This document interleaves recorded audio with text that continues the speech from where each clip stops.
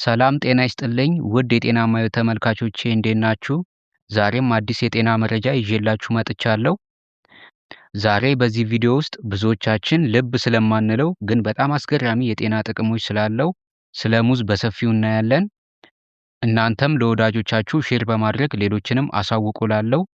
ሁሌም የምለቃቸው የጤና መረጃዎች እንዲደርሳችሁ ሰብስክራይብ እና ላይክ አድርጉ። ያላችሁን ማንኛውንም አስተያየት ኮሜንት ላይ ጻፉልኝ። እስከ መጨረሻው መልካም ጊዜ መልካም ቆይታ ይሁንላችሁ።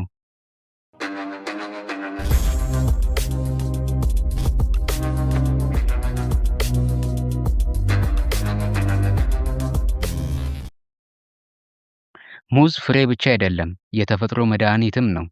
በቀን 1 ወይም 2 ፍሬ ሙዝ መብላት ጤናን ይጠብቃል። ሙዝ ኃይልን የሚሰጥ የተፈጥሮ ኃይል ምንጭ ነው። ግሉኮስ፣ ፍሩክቶስ እና ሱክሮስ የሚባሉ የተፈጥሮ ስኳሮችን ይዟል። እነዚህ ስኳሮች በሰውነት ውስጥ በፍጥነት ወደ ኃይል ይቀየራሉ። ስፖርተኞች ከውድድር በፊት ሙዝን የሚበሉት ከኃይል ሰጪ መጠጥ ይልቅ በተፈጥሮ ኃይልን ስለሚሰጥ ነው። ሌላው ሙዝ የልብ ጤናንም ይጠብቃል። ሙዝ በፖታሺየም በጣም የበለጸገ ፍራፍሬ ነው። ፖታሺየም የልብ ምትን ያስተካክላል፣ የደም ፍሰትንም ያሻሽላል። የልብ ድካምና ድንገተኛ የልብ ቁስል እድልንም ይቀንሳል ማለት ነው። ሙዝ ከፍተኛ የደም ግፊትንም ይቆጣጠርልናል። ሶዲየም ሲበዛ የደም ግፊት ይጨምራል። ሙዝ ደግሞ ሶዲየምን ይቀንሳል፣ ፖታሺየምን ደግሞ ይጨምራል ማለት ነው። ይህ ደግሞ የደም ግፊትን በተፈጥሮ የሚቆጣጠር ምግብ ያደርገዋል። ስለዚህ ሙዝን በመጠኑ ብትመገቡ የደም ግፊትን ለመቆጣጠር ይረዳችኋል ማለት ነው። ሌላው ሙዝ የሆድና የአንጀት ስራን ያስተካክላል። ሙዝ የሚይዘው ፋይበር እንደ ማጽጃ ያገለግላል። የሆድ ቆሻሻን ያጸዳል፣ የአንጀት እንቅስቃሴንም ያሻሽላል። ሌላው ሙዝ ቪታሚን ቢ6 በውስጡ በብዛት ይገኛል። ይህ ደግሞ አይምሮን ያነቃቃል፣ ትኩረትንም ያሻሽልልናል። ከእንደገናም የአይምሮ ነርቮችን ያጠናክራል፣ መርሳትንም ይቀንሳል። ሌላው ደግሞ ሙዝ በውስጡ የያዘው ንጥረ ነገር በአእምሮ ውስጥ የደስታ ሆርሞንን በመፍጠር ጭንቀትና ድብርትን ይቀንሳል። ስለዚህ ሙዝን በመመገብ ጭንቀትና ድብርትን መቀነስ ትችላላችሁ ማለት ነው። ሌላው ከስፖርት በኋላ ፖታሺየም ከሰውነት ስለሚጠፋ ሙዝ ደግሞ ይህንን ይመልስልናል። የጡንቻ ህመምንም ይቀንሳል።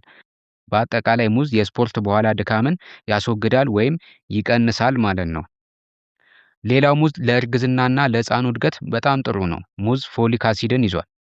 ይህ ደግሞ በእርግዝና ወቅት ለልጁ አስፈላጊና ጥሩ ነገር ነው። ስለዚህ በእርግዝና ወቅት ሙዝን ብትጠቀሙ የተመረጠ ነው። ሌላው ሙዝ የቆዳ ጤናንም ያሻሽላል። ሙዝ በውስጡ ኦክሲዳንቶችን ይዟል። እነዚህ ኦክሲዳንቶች ቆዳን ከፀሐይ ጉዳት፣ ከመሸብሸብና ከፈጣን እርጅና ይጠብቃል። ስለዚህ ቆዳችሁ ብሩህ፣ ለስላሳና ጤናማ ይሆናል ማለት ነው። ሌላው ከዚህ ጋር በተያያዘ ሙዝ ውስጥ ያለው ቫይታሚን ቢ6 እና ማግኒዚየም የፀጉር ስርን ያጠነክራል። ሌላው የሙዝ ጥቅም ደግሞ ለአይን ጤና ነው። ሙዝ ውስጥ በትንሽ መጠን ቫይታሚን ኤ አለ። ይህም የአይን እይታን ይጠብቅልናል። በተለይ ብዙ ሰዓት ስልክና ኮምፒውተር የምትጠቀሙ ሰዎች ሙዝን ብትመገቡ ጥሩ ነው። ሌላው ይህ አስገራሚ ፍሬ በቫይታሚን ሲ የበለጸገ ስለሆነ ከበሽታ ሰውነትን ይከላከላል። ሙዝን መብላት የተሻለ የመከላከል አቅም እንዲኖራችሁ ሊያደርግ ይችላል ማለት ነው። ክብደትንም በጤናማ መንገድ ይቆጣጠራል። ሙዝ ረሃብን በመቆጣጠር ፋይበሩ ሆድን እንዲሞላ ያደርጋል። ብዙ መብላትንም ይከላከላል ማለት ነው። ስለዚህ ውፍረት መቀነስ የምትፈልጉ ሰዎች ሙዝን በመጠኑ መመገብ ትችላላችሁ ማለት ነው። ሌላው ሙዝ እብጠትና ህመምን ለመቀነስ ለአጥንት ጥንካሬና ለጉበት ጤናም ይጠቅማል።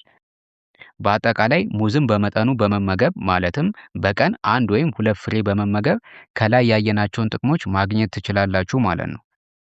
የስኳር በሽታ ያለባችሁ ሰዎች በመጠኑ መብላት ይኖርባችኋል።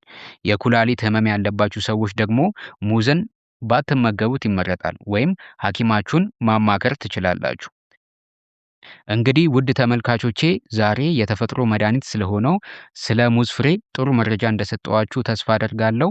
እናንተም ለወዳጆቻችሁ ሼር በማድረግ ሌሎችንም አሳውቁ እላለሁ።